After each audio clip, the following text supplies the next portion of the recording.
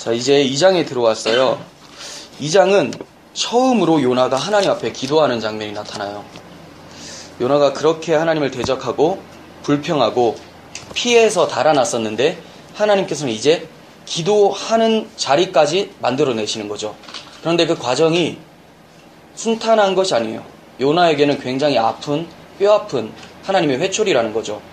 하나님께서 계속 낮추셔서 결국은 물고기 뱃속까지 낮아집니다. 그곳에서 기도를 하는데 유명한 말씀이죠. 2장 전체가. 그래서 2장을 딱 떠올리면 2장을 떠올린다기보다는 요나서라고 딱 얘기를 하면 큰 고래 그려놓고 그 안에 촛불 켜놓고 기도하는 요나, 이거 유초등부나 이런 데서 많이 그림을 봤을 거예요. 그래서 흔히 이제 이 기도를 통해서 하나님께서 또 들으시고 그를 회복시켰다, 이렇게 보게 되는데, 이건 기도이기도 하지만 기도가 좀 특이해요.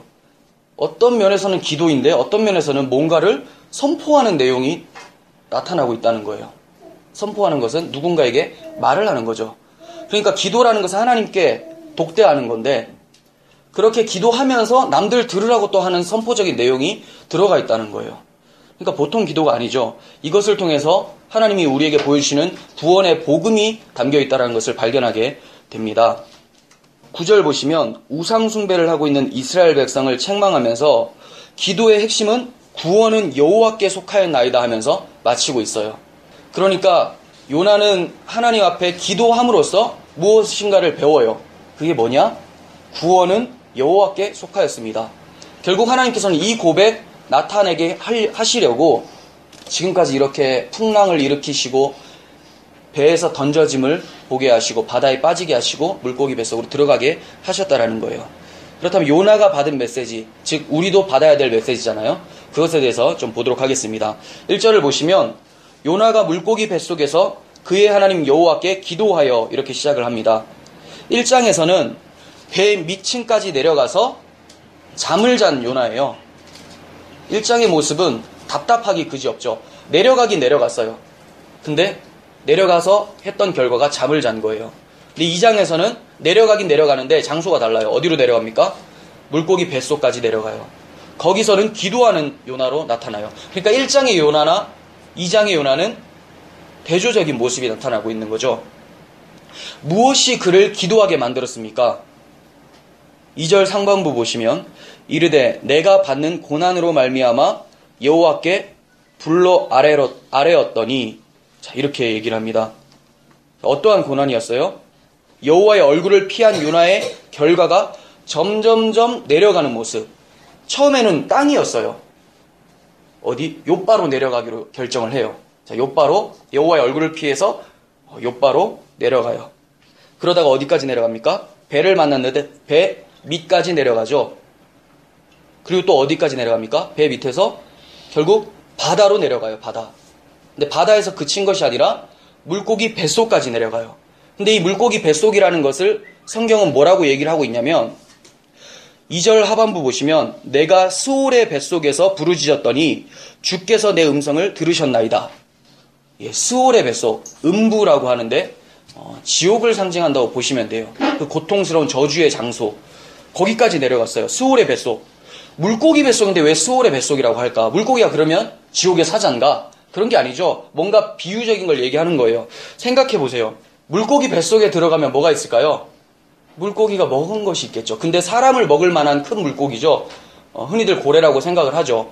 고래가 다 먹어치운 것들, 우리 밥 먹고 하면 나오는 것들 있잖아요. 그 안에 다 들어가 있겠죠. 그 더러운 것들, 역겨운 것들, 악취나는 것들 다 들어가 있는데 거기에 누가 들어갑니까? 요나가 들어가요. 요나 불쌍하다. 근데 하나님 보시기에는 요나의 상태가 요것들이에요. 이 배설물 할 것들, 토사물들 똑같다라는 거예요. 똑같다.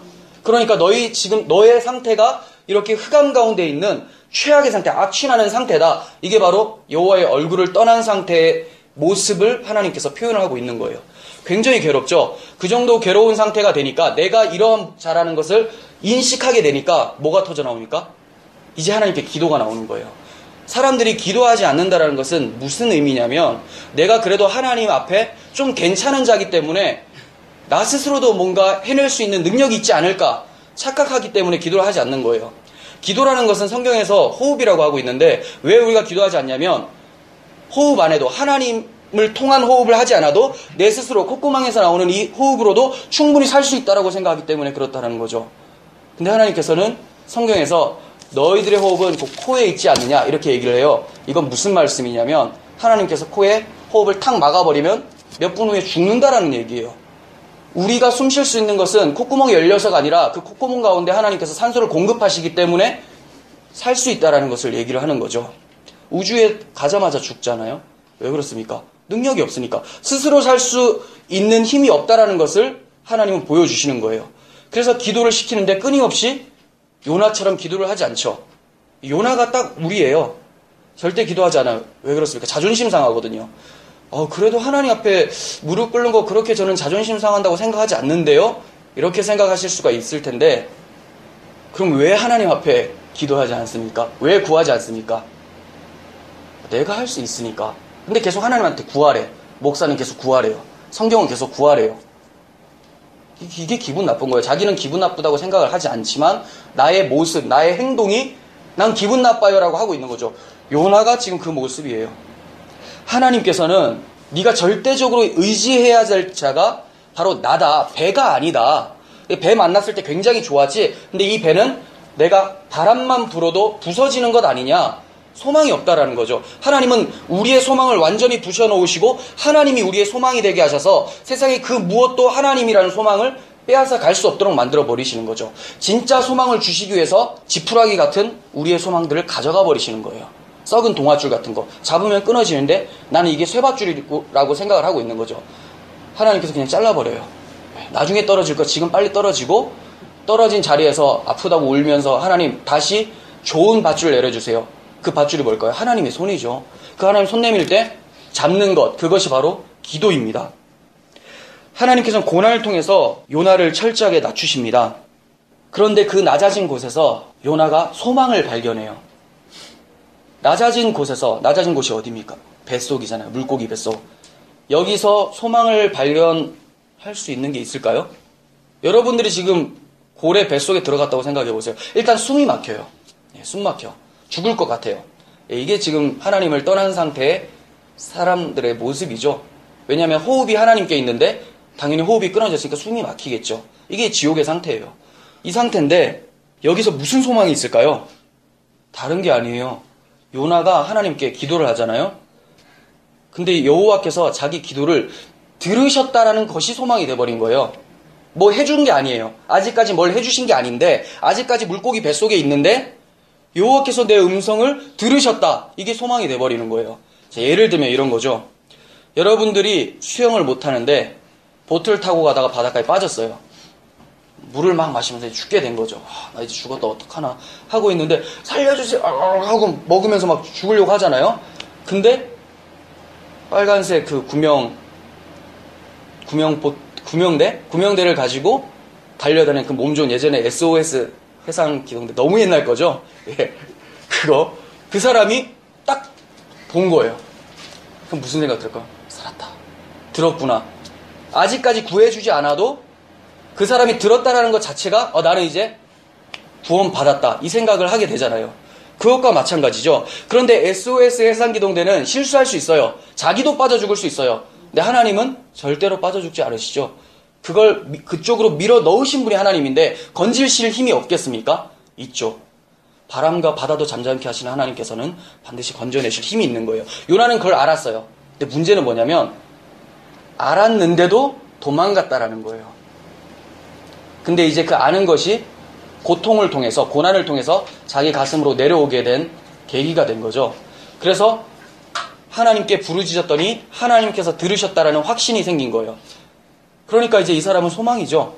들으셨기 때문에 반드시 구원하신다. 그러니까 하나님의 인격에 대해서도 제대로 알고 있어요. 하나님께서는 회개하고 주를 찾는 자에게 반드시 구원해 주신다. 이거는 예전부터 알고 있었어요. 왜 그러냐? 이것 때문에 니느웨에게 가서 회개하라고 선포하지 않았던 거예요. 왜 그렇습니까? 회개하라고 선포해서 회개하면 하나님이 그들을 살려주니까. 이게 기분 나쁘니까. 살면 안 되거든요. 자기의 적대국이 살면 안 돼요. 그러니까 반드시 죽어야 되는데 자기가 혹시나 외쳤다가 이들이 회개해버리면 골치 아파져요. 하나님은 받아주시니까. 근데 이제 이러한 반역이 자기에게 일어났다는 것을 알고 하나님의 그 자비하심이 오히려 더 감격함으로 다가오겠죠. 물론 3장 4장을 보면 그 고난을 조금 탈피하잖아요. 그럼 또다시 배신 때리는 모습이 나타나요. 예, 우리들도 그렇잖아요. 고통 중에 있을 때는 엄청 하나님 부르짖죠. 맨날 얘기할 때 우리 하나님이 그래도 나에게 십자가를 주시나 봐. 자기가 잘못해서 진 십자가인데 무조건 예수의 십자가라고 생각하면서 주시나 봐 하면서 막 하고 있다가 고난이 싹 걷어지면 언제 내가 그렇게 매달렸냐는 듯이 그냥 또다시 세속적으로 빠지죠. 그럼 또 가차없이 하나님 또 때리면 역시 나에게 또 십자가를 주시나 봐. 그 십자가는 요나가 만들어낸 십자가와 비슷한 거죠. 자기 십자가, 구원과 아무 상관없는 주님 앞에 반역의 십자가를 지는 거죠. 구원의 십자가가 아닌. 그런데도 끊임없이 자기를 의롭다 하기 위해서 사람들은 내가 받는 고난은 의인의 고통인가 봐. 예수를 믿었더니 찾아오는 고난인가 봐. 그냥 여러분들의 죄 때문에 일어나는 고난이 굉장히 많다라는 거죠. 하나님께서 회초리로 교육하기 위해서 주시는 고난들이 많다는 거예요. 이건 참 부끄러운 일입니다. 하나님께서는 결국 고난을 통해서 요나를 하나님 앞으로 불러 세우십니다. 요나는 자신의 부르짖음에 하나님께서 응답하셨다는 것에 소망을 가졌어요. 왜냐하면 좀 전에 말씀드린 대로 들으신 분이 힘이 없는 분이 아니라 전능하신 분이기 때문에 반드시 자신을 구원할 수 있다라는 확신을 가지고 있었기 때문이에요. 4절 보시면 내가 말하기를 내가 주의 목전에서 쫓겨났을지라도 다시 주의 성전을 바라보겠습니다. 이렇게 얘기하죠. 여기에 하였나이다라는 말은 없어요. 그러니까 이렇게 보시면 돼요. 주의 목전에서 쫓겨났을지라도 내가 다시 주의 성전을 바라보겠습니다. 이런 내용인데 마치 자기는 잘했고 여호와께서 쫓아냈지만 자기는 끝까지 여호와를 바라보겠습니다. 이런 모습처럼 보여지잖아요. 이게 아멘이 아니고요. 네, 이게 자기가 잘했음에도 불구하고 하나님이 굳이 쫓아낸 거를 자기는 쫓겨났지만 하나님밖에 없습니다라고 바라본 것처럼 보이지만 아니에요. 요나가 여호와의 얼굴을 스스로 피했다고 얘기를 하죠. 네, 스스로 피한 거예요. 그 에덴 동산에서 아담이 여호와의 에덴 동산 밖으로 쫓겨나요. 근데 표현은 쫓겨났다고 했지만 원래 누가 여호와의 낯을 피해서 도망간 겁니까? 아담이 도망간 거죠. 왜? 선악과 먹겠다라는 말은 하나님의 권위와 상관없이 내가 이제 내 권위를 스스로 갖겠다라는 의미예요. 하나님 먹지 말라고 한 것을 내가 무슨 쪼다도 아니고 내가 무슨 신하야? 내가 먹어서 내 뜻대로 좀 하면 어때? 먹어버리는 거죠. 그러니까 자기가 스스로 왕된 난 하나님이랑 왕 필요 없습니다 해서 스스로 하나님 앞에서 떠나간 거예요. 근데 성경은 여호와께서 쫓아내셨다 이렇게 표현을 하고 있어요. 왜 그럴까요? 요나가 도망간다고 도망간 건데 굳이 하나님이 쫓아냈다라고 왜 얘기를 하고 있을까요? 하나님 책임으로 돌리기 위해서? 아니요. 하나님의 주권을 얘기하기 위해서 그래요. 요나가 아무리 하나님 앞에 도망친다 하더라도 도망칠 수 있는 힘이 없다라는 거죠. 표현하기가 좀 그렇지만 그래도 많은 사람들이 알고 있는 부처님 안에 손바닥 안에 저 누구예요? 손오공 실컷 날아다니는데 이거 아니죠? 근데 이제 부처님은 원래 그런 쪽은 아니죠. 원래 부처는 그 깨달음으로 인해서 이제 그 브라말이라고 하는 절대적 신에게 이르는 그 개념인데 여기는 이제 한국 불교는 잘못 들어와서 이상한 게 변질된 불교, 유교적 불교. 기독교도 유교화돼가지고 몸만 들어오면 유교에 다 잠식돼요. 천주교도 유교처럼 되어버리고 원래 그쪽은 좀 그런 거 잘 하는 쪽이긴 한데 기독교도 유교화되어버리고 그러니까 네, 아무튼 이건 좀 넘어가겠습니다. 일단 시간이 없는 관계로 아무튼 이렇게 하나님 앞에 자기가 도망간다 하더라도 도망갈 수 있는 능력이 없어요. 어떻게 도망가요? 뭐 어디로 도망가? 여호와의 얼굴 앞에서 떠나갔다고 했는데 여호와의 얼굴은 온 세계에 가득한데 어떻게 도망갑니까? 즉 하나님께서 도망가는 것을 허락해 주셨다 이거예요. 그러니까 하나님이 쫓아낸 결과죠. 쫓아낸 분은 다시 데리고 올 수도 있다는 거예요. 하나님의 주권이죠. 참 안타까운 것은 주의 목전에서 쫓겨났다고 얘기를 하는데 이게 인류 최대의 수건이에요. 숙제예요, 숙제. 에덴 동산 때부터 여호와 앞에서 쫓겨난 것, 이것을 회복하는 것, 다시 말해서 여호와의 얼굴을 마주 보는 것이 인간에게 구원이라고 설명이 되는데 이것을 회복할 길이 없는 거예요. 왜 그렇습니까? 죄인인데 거룩하신 하나님 앞에 다가갈 수가 없죠. 다가가면 다가갈수록 뭐만 커지냐면 심판만 커지는 거예요. 그러니까 다가갈 수도 없고 그냥 멸망해야 되는구나 알게 되는데 하나님께서는 굳이 자기의 얼굴을 요나를 딱 잡아가지고 얼굴을 앞에 갖다 대신다라는 거죠. 근데 그렇게 하시려면 반드시 해결되어야 되는 게 있어요. 뭡니까? 죄죠. 죄. 죄인이 거룩한 하나님 앞에 서면 바로 불타버리는 것처럼 정죄받아서 심판당하는 것처럼 깨끗한 사람은 앞에 설 수 있는데 하나님이 요나를 앞에 불러 세워요. 그렇다면 죄가 해결됐다라는 거예요. 그럼 무엇을 통해서? 요나의 기도. 기도가 그럼 어떤 내용일까요? 회개죠. 그리고 회개했더니 잘못을 저질렀는데 회개 말만 잘못했습니다 하면 죄가 사해집니까? 누군가에게 옮겨갔다라는 거예요. 미술농도님이 회개를 했는데 누군가에게 옮겨갔다. 사람이어야 되겠죠. 사람이 죄를 지었으니까. 자, 김인수 목사에게 옮겨갔다. 그럼 자주 말씀드리는데 그럼 하나님은 김인수는 김인수 죄 때문에 죽는 건데 뭘 옮기기는 옮길 수 있는 구조가 아니야. 그럼 누구한테 옮겨요? 의인은 없나니 하나도 없다. 성경 이렇게 얘기해요. 옮길 사람이 없는데요? 어떻게 하나님과 죽게 되었습니다 하는데 하나님께서 비장의 카드를 꺼내죠. 내가 하나님인 하나님의 아들, 내 아들을 보내겠다. 인간이긴 인간인데 하나님의 아들이에요. 죄가 없어요. 그러니까 그 죄가 옮겨가는 거죠. 그것을 붙잡는 사람에게는 이 죄가 뿌리 뽑혀서 예수에게 가서 예수가 십자가를 그래서 지는 거예요. 왜 예수의 십자가를 믿어야 됩니까? 그냥 용서해주면 안 돼요. 이게 뭐냐면 난 사람 찔러놓고도 그냥 무죄해주세요 이 얘기예요.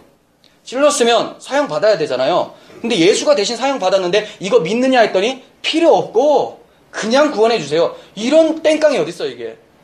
하나님 앞에서 그거는 자신의 실체를 모르는 거죠. 자기가 얼마나 악독한 죄인인지. 성도는 내가 구원받을 만한 자입니다 하나님 이렇게 고백하는 자가 아니라 나는 당장 죽여도 할 말이 없는 사람입니다.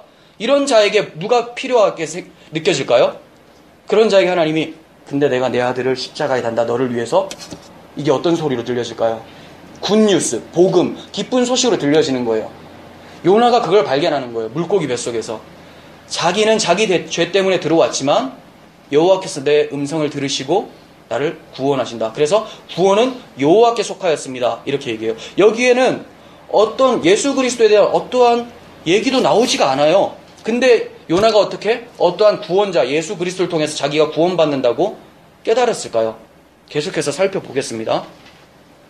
자, 6절 보시면 내가 산의 뿌리까지 내려갔사오며 땅이 그 빗장으로 나를 오래도록 막았사오나 나의 하나님 여호와여 주께서 내 생명을 구덩이에서 건지셨습니다. 예, 건져내셨다. 이렇게 얘기합니다. 자, 구덩이에서 건져내셨다. 우리가 하나님을 착각할 때가 많아요. 내가 고난 중에 있으면 하나님은 그 고난을 헤쳐나오라고 하는 것처럼 생각하는 사람들이 많은데 구덩이에서 건지셨다라는 말은 구덩이에 빠진 나를 보고 팔짱 끼면서 빨리 올라와 죄의 대가야 이래서 많이 올라오잖아요. 이게 바로 율법의 행위로 구원받는 거예요. 근데 올라올 구덩이일까요? 못 올라오는 정도의 깊이예요. 그럼 팔짱 끼고 계실까요? 건지셨다. 하나님이 손 내밀고 끌어당기셨다라는 거예요.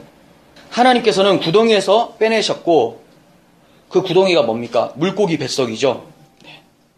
이 물고기 뱃속이라는 것은 지옥을 상징하는 흑암, 저주를 상징한다고 말씀드렸어요.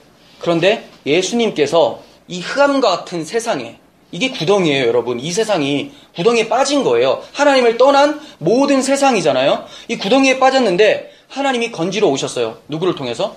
자기 아들을 이 더러운 세상으로 보내셔서 인간이 되게 만드셔서 그게 손을 내민 거예요. 근데 그 손을 탁 뿌리치는 게 무슨 예수야 이 말이죠.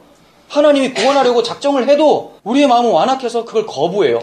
요한복음에서는 하나님의 아들이 자기 백성에게 왔는데 아무도 그를 알아보지 못했다. 즉 거절했다 이렇게 얘기를 해요. 거절했기 때문에 발생되는 결과가 뭡니까? 십자가죠. 거절하지 않으면 십자가를 질 수가 없어요. 그러니까 하나님을 일부러 죽이시기 위해서 보낸 거예요. 자기 아들을. 저도 아기를 키우고 있고 자녀분이 있으신 분이 있겠지만 자기 아들을 죽이기 위해서 자기 아들 죽이고 집에서 기르는 똥강아지 살리기 위해서 자기 아들 죽이는 사람 있어요? 개가 병들었는데 자기 아들을 말도 안 되는 거죠. 한번 생각해 보세요. 자기 아들을 다려서 먹이면 개가 낫는데요. 그래서 다려서 먹여요. 개가 낫어요. 좋아하는 사람이 있을까요? 말도 안 되는 거죠. 지금 그래도 우리를 어떻게 개로 표현해요? 이게 인본주의 사상에 젖어 있어서 그래요. 뭐 대단한 것 같지만 우리 시작이 어디서부터 시작합니까? 흙으로 사람을 지어요. 흙, 먼지라는 거예요. 여기서 히브리어로 아파르, 먼지, 존재 없음, 무가치함을 가치 있게 만들어서 우리가 가치 있는 존재가 된 거예요. 가치 있게 어떻게 만들었습니까? 하나님이라는 호흡을 넣어서. 근데 이 사람이 하나님을 떠나버리니까 당연히 흙만 남는 거죠. 그럼 죽으면 사라지는 거예요. 가치 없으니까 그냥 다 사라지는 거죠. 그런 자가 어떻게 나에게 괴라고 얘기를 합니까? 표현할 가장 최고가 그것밖에 생각이 안 나서 그런 거지, 더한 게 있으면 더 하겠죠. 하나님 앞에서는 나는 죽은 개입니다라고 고백하는 사람들이 많아요. 왜 그렇습니까? 전능하신 하나님이 누군지, 거룩하신 하나님이 누군지를 진짜 목도한 사람, 그 하나님 앞에 선 사람은 자기의 존재 없음이 발각되는 거죠. 근데 아직까지 그래도 나는 괜찮지 않아라고 하는 사람들은 하나님의 구원의 손길이 별로 소중하지 않은 사람이에요. 아직까지 모르는 사람이에요. 하나님께서는 이렇게 구덩이에 빠진 우리를 자기 아들을 보내서 건지신 분이세요. 물고기 뱃속까지 찾아가서 하나님의 아들이 그 수모를 당하시고 요나를 건져내신 거죠. 우리가 한 걸음 다가가면 10걸음, 100걸음 달려오셔서 구원해 주시는 하나님입니다. 돌아온 탕자 아시잖아요. 아버지를 떠나서 아들이 재산을 가지고 다 도망갑니다. 그런데 그가 모든 것을 탕진하고 이제 돼지가 자는 것과 돼지가 먹는 것을 함께 먹고 자면서 괴로운 생활하다가 내가 우리 아버지의 몸종이라도 좋으니까 다시 가서 하인으로 일을 해야 되겠다 하면서 몇 걸음 다가올 때 아직까지 거리가 먼데 그 아버지께서 달려가면서 그를 껴안아 버려요. 마치 아들이 잘해서 뭔가 자기 아버지 앞에 되게 많이 나아간 것 같지만 성경에서는 아들이 얼만큼 걸어갔다는 나오지 않고 아버지가 달려간 것에 대해서 초점을 맞추고 있어요. 하나님이 우리를 찾아오신 거죠. 우리가 하나님을 먼저 사랑했다고 생각하지만 요한 1서에서는 우리가 하나님을 먼저 사랑한 것이 아니라 하나님이 우리를 사랑하사 자기 아들을 화목 제물로 우리를 대속하기 위해서 보내셨다, 이렇게 말씀하고 있습니다. 여러분들이 지금 하나님을 사랑하고 계시다면 그것은 하나님의 마음이 먼저 여러분들 가운데 들어와서 그 사랑합니다라고 고백을 이끌어낸 거예요. 그러니까 우리는 하나님의 은혜가 아니면 살 수가 없고 하나님을 알 수가 없는 존재라는 것을 성경은 말씀하고 있습니다. 부를수록 점점 멀리 도망하는 요나는 이스라엘 백성의 모형이었던 거죠.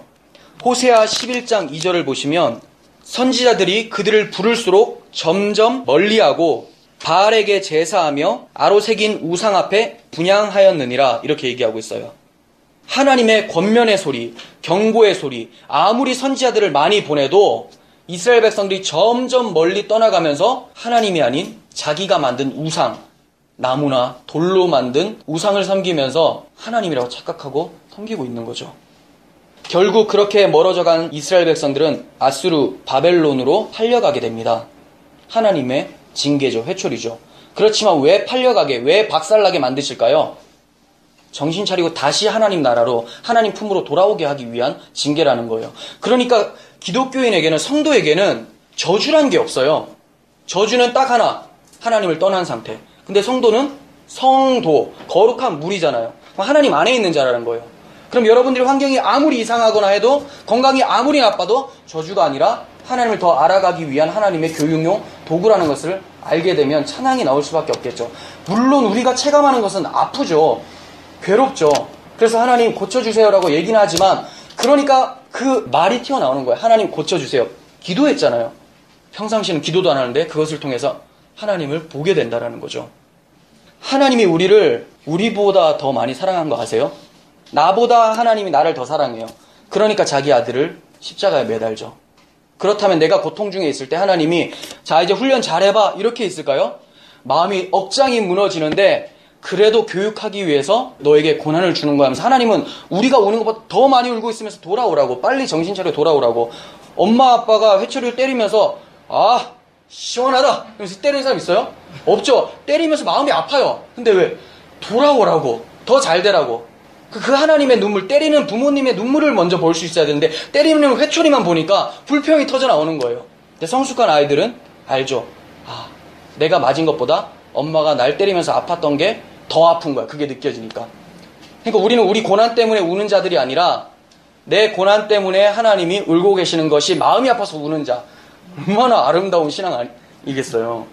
정말 성경에서 나오는 인물만 그럴 것 같잖아요. 근데 어제 봤잖아요. 누구? 손양호 목사님. 예.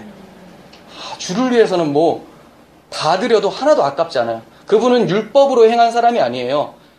사랑의 복음의 감격이 오니까 율법의 거룩함이 나타나는 거죠. 근데 너무나 율법적으로 철저하게 지켜내니까 사람들은 율법주의자가 아니냐 생각하는데 복음은 그러한 능력이 있다라는 거예요. 바리새인들보다 더 대단하게 잘 지켜낼 수 있는 능력까지 허락한다라는 거죠. 근데 복음의 능력이 너무나 반토막이 나버려가지고 나는 못하니까 하나님이 나를 위해서 예수를 보내셨어. 여기서 끝. 그게 아니에요. 예수를 보내셨어. 그래서 내가 구원받은 건 맞아. 근데 그 예수를 이제 믿었더니 내 안에 계신 예수가 그렇게 살도록 이끌어 가시더라. 물론 사람마다 차이가 있어요. 그렇지만 성령이 충만할 때는 차이가 어디 있어요? 성령이 이끄는데. 그러니까 우리가 성령의 충만함을 구하고 겸손한 자세로 날마다 하나님을 의지해야 되는데 조금만 지나면 내가 할 수 있을 것 같아. 그렇게 하다가 아장아장 걷다가 또 넘어지죠. 그럼 또 엄마는 연고 발라주고 하나님 맨날 그런 작업하잖아요. 늘 하나님 손잡고 일어나는 우리들이 되었으면 좋겠습니다. 하나님께서는 호세아를 통해서도 이스라엘 백성에게 돌아오라고 말씀하고 있어요. 호세아 5장 15절 그리고 6장 2절까지 한번 보도록 하겠습니다. 그들이 그 죄를 뉘우치고 내 얼굴을 구하기까지 내가 내 곳으로 돌아가리라. 자, 회개할 때까지는 하나님이 움직이지 않는다라는 거죠. 그들이 고난받을 때에 나를 간절히 구하리라. 회개하지 않으니까 고난받을 때 구한대요. 이게 우리들의 특징입니다. 6장 1절 오라 우리가 여호와께로 돌아가자. 여호와께서 우리를 찢으셨으나 도로 낮게 하실 것이요 우리를 치셨으나 싸매어 주실 것임이라. 여호와께서 이틀 후에 우리를 살리시며 셋째 날에 우리를 일으키시리니 우리가 그의 앞에서 살리라. 아멘. 예, 이제 주님께서 찢으신 것을 싸매어 주신대요.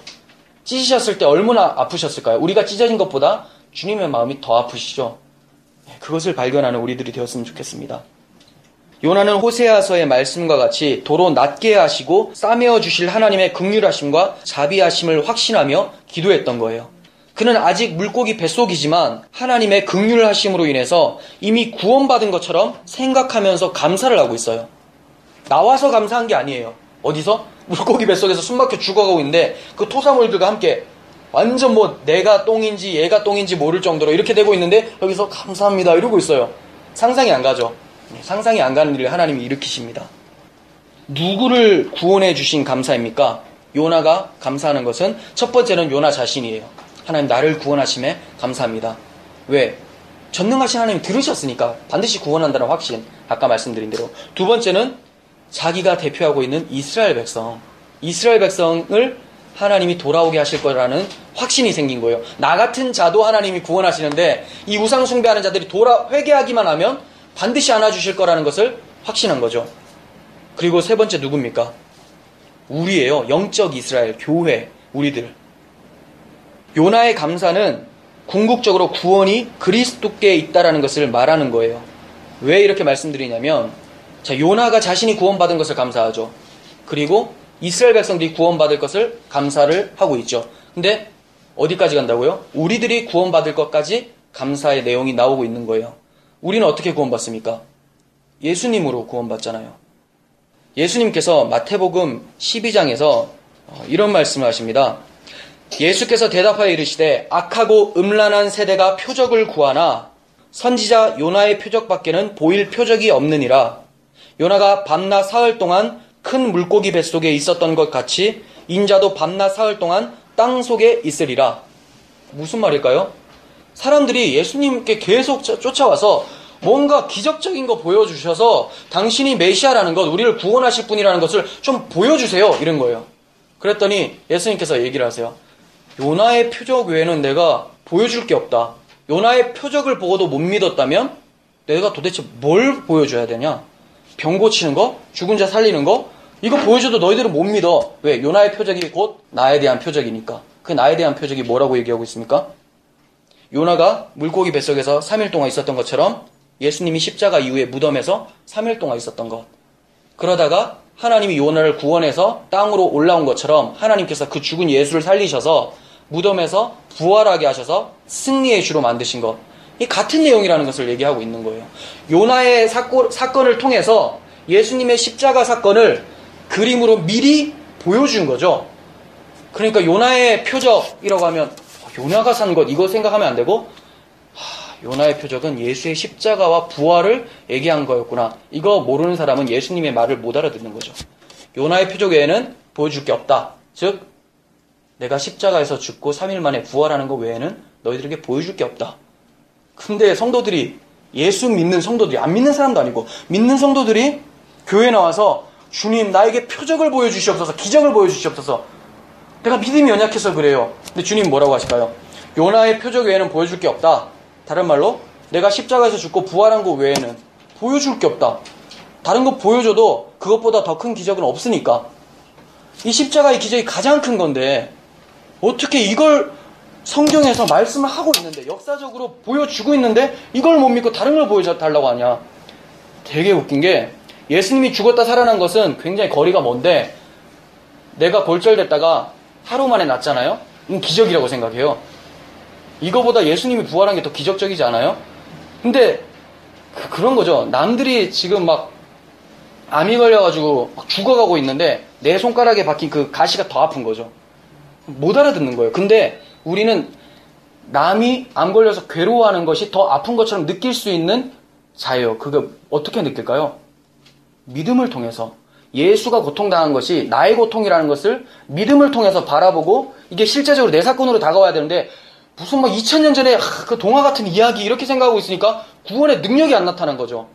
맨날 살아도 그냥 예수와 함께 죽었고 살았다라고 하는데 죽지도 않은 것 같고 막 시퍼렇게 살아가지고 막 칼날을 막 휘두르고 걸리기만 해봐 막. 예수는 우리를 위해서 희생을 하는데 자기는 걸리기만 해봐 다 죽여버리겠다. 내가 악독한 말로, 내가 나의 이기심으로 예수님과 함께 죽어본 적도 없고 산 적도 없는 거죠. 우리가 진짜 철저하게 우리의 자신 상태를 먼저 폭로당하고 나의 소망 없음을 깨닫고 하나님을 붙잡을 때 겸손함으로 붙잡을 수밖에 없지 않습니까? 그 겸손함 가운데 하나님의 능력이 나타날 줄을 믿습니다. 6절을 보겠습니다. 내가 산의 뿌리까지 내려갔사오며 땅의 그 빗장으로 나를 오래도록 막았사오나 나의 하나님 여호와께서 내 생명을 구덩이에서 건지셨습니다. 요나가 3일 동안 물고기 뱃속에서 있으면서 기도했던 것은 무덤 속에서 3일 동안 계셨던 주님의 모습을 보여주고 있는 거예요. 8절, 거짓되고 헛된 것을 숭상하는 모든 자는 자기에게 베푸신 은혜를 버렸사오나. 자, 이거 잘못 들은 것 같아요. 지금 누가 얘기하고 있느냐? 요나가. 근데 뭐라고 얘기해요? 거짓되고 헛된 것을 숭상하는 모든 자는 자기에게 베푸신 은혜를 버렸사오나. 근데 9절에서 뭐라고 합니까? 자기는 나는 감사하는 목소리로 주께 제사를 드리며 나의 서원을 주께 갚겠나이다. 마치 9절은 자기고 8절은 남처럼 얘기하잖아요. 요나가 그러면 이 정신이 나갔는가? 그게 아니에요. 8절의 모습이 1장의 자기였다라는 것을 지금 얘기하고 있는 거예요. 거짓되고 헛된 것을 숭상하는 나, 모든 자, 나를 포함해서 모든 사람들, 다 하나님을 떠난 사람들, 그 사람들 하나님이 자기에게 베푸신 은혜를 버렸사오나. 이렇게. 근데 9절에서는 왜 바뀝니까? 고난을 통해서 알게 되죠. 하나님께서 이 고난을 허락하시고 내가 잘나서, 내가 그냥 단지 뭐가 대단해서 구원해 주시는 것이 아니라 앞으로 메시아를 물고기 뱃속에서 집어넣는 것처럼 십자가에서 매다셔서 죽이시고 나를 살려내시는구나. 이걸 깨닫는 거예요. 요나는 이스라엘 백성들이 하나님께서 베푸신 은혜를 버렸다고 비유적으로 얘기를 하고 있는 거예요. 하나님께서 언제 이스라엘 백성들에게 은혜를 베푸셨을까요? 애굽에서 400년 동안 종살이를 하고 있는데 하나님이 건져주셨어요. 광야에서 끊임없이 만나와 메추라를 먹이면서 인도하셨어요. 그런데 광야에서 한 짓은 딱 하나, 반역밖에 없어요. 반역. 그래서 1세대가, 나왔던 1세대가 다 죽죠. 다 죽고 2세대가 자식들이 살아서 들어가죠. 자식들이 착해서일까요? 아니면 이것도 그거예요.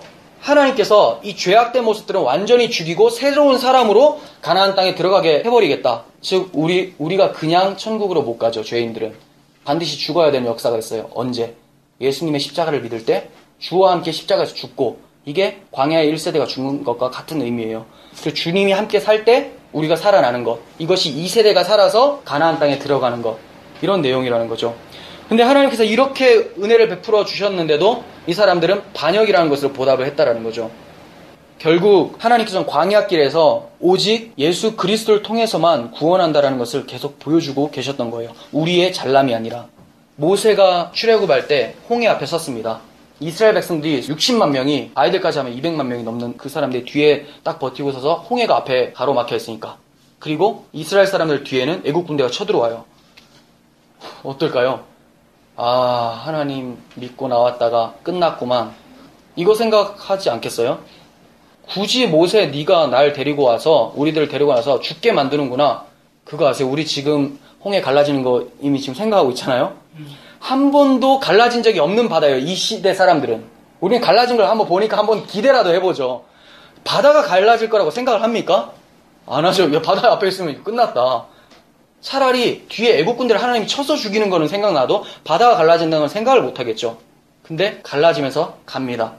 근데 그 앞장서서 가는 사람이 모세죠. 신약 성경에서는 그 모세가 바로 예수 그리스도를 예표했다라고 얘기를 하고 있어요.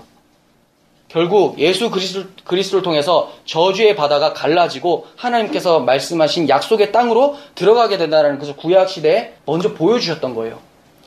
예수 외에는 구원이 없다라고 얘기를 하고 있는 거죠. 다윗도 시편에서 구원은 여호와께 있사오니 주의 복을 주의 백성에게 내리소서 이렇게 간구했었습니다. 요나 또한 구원이 여호와께 있음을 고백했던 거예요. 이렇게 구원을 확신한 요나는 하나님께 감사의 제사를 드려요. 근데 이상한 점이 발견돼요. 감사의 제사면 보통 어떻게 드려요? 감사의 제사면 낙헌제, 즉 소나 양으로 제물을 삼아서 제사를 드려야 되는데 여기서 뭐 드릴 것도 없죠. 여기서 무슨 고기를 양고기를 어디서 찾아요? 뱃속에서. 근데 뭐라고 합니까 이 사람이? 9절 나는 감사하는 목소리로 주께 제사드리며 나의 서원을 주께 갚겠나이다. 구원은 여호와께 속하였습니다. 네, 요나는 제물이 아니라 감사하는 목소리로 드리겠다고 얘기를 해요.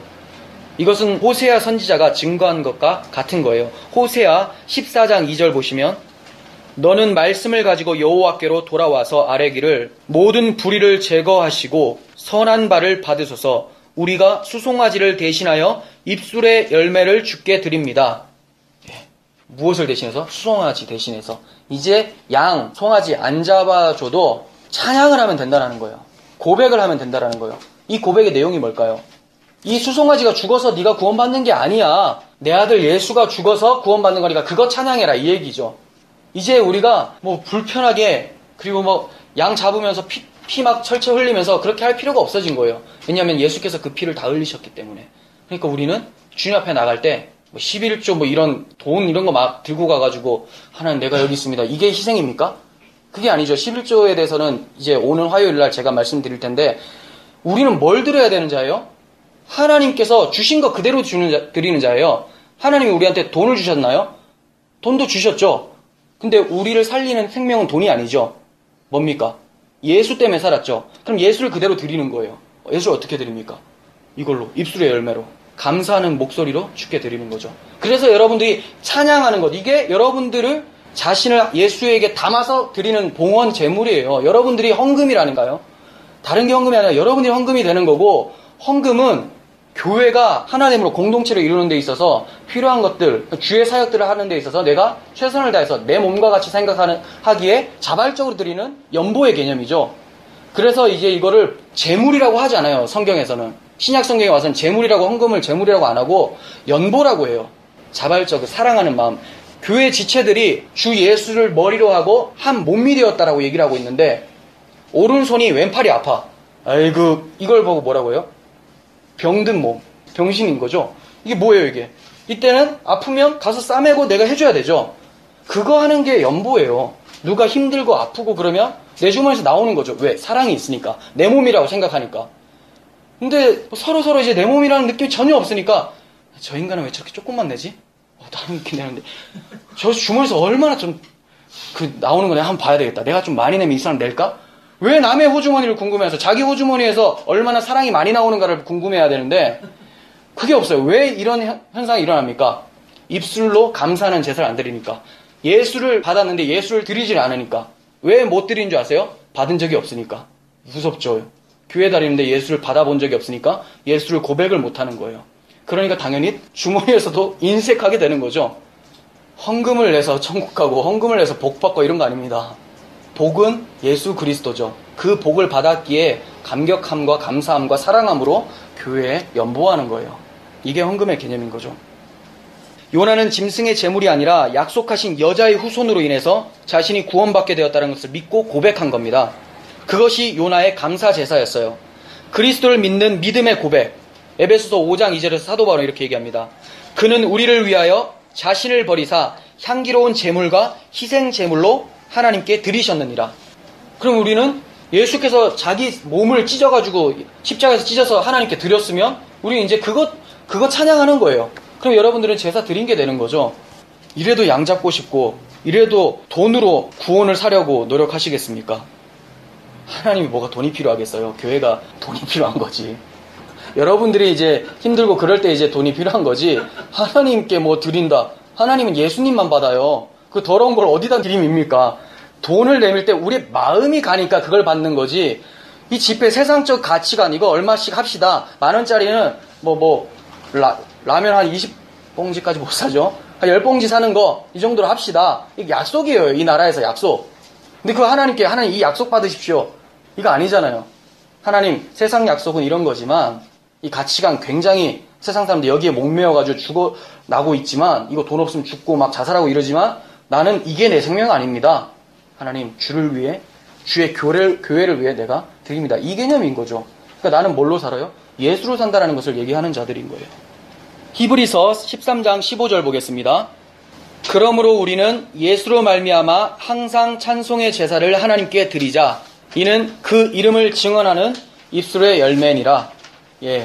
예수를 예배 때만 드리는 것이 아니라 항상 드리래요. 오늘 찬송 교회 음악 찬양 특강을 또 했었었는데 항상 드리는 거죠. 예배 때만 드리는 것이 이제 가식적인 바리새인들의 모습인 거죠.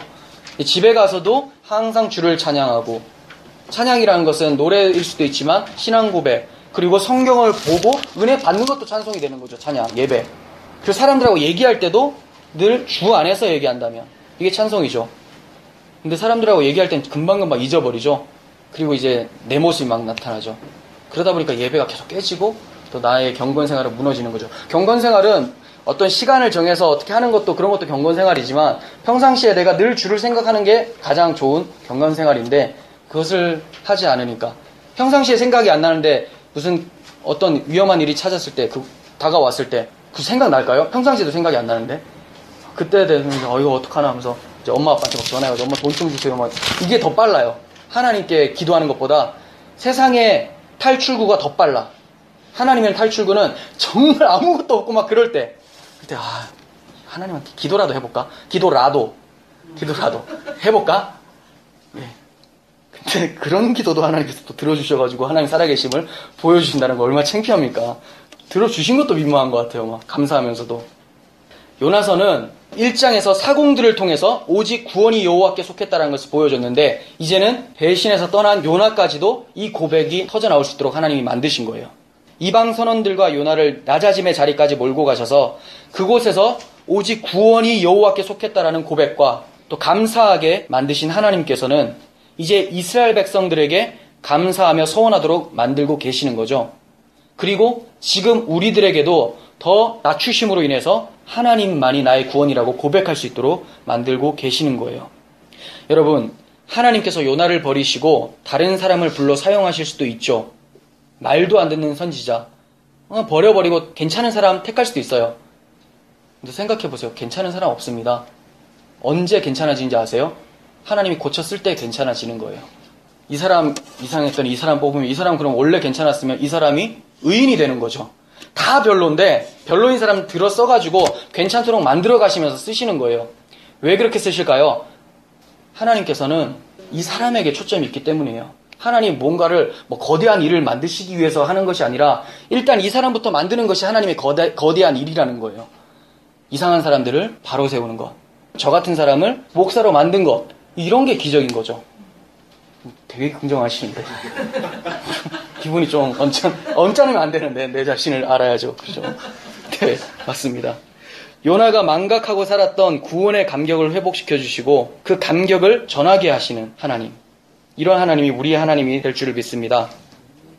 그래서 이제 하나님의 초점은 요나에게 있듯이 우리 각 사람, 여러분들 각 사람에게 초점이 있는 거예요. 근데 이 초점이 여러분들이 돌아오고 나면 이제 여러분들은 하나님의 눈으로 다른 사람들, 아직까지 하나님 알지 못하는 자들에게 하나님이 하셨던 똑같은 구원, 즉 예수로 구원하게 하시는 십자가 복음을 전하는 삶으로 살아가야 되는 거죠. 이거는 입으로만이 아니라 입과 함께 바로 삶이 능력으로 나타난다는 거예요.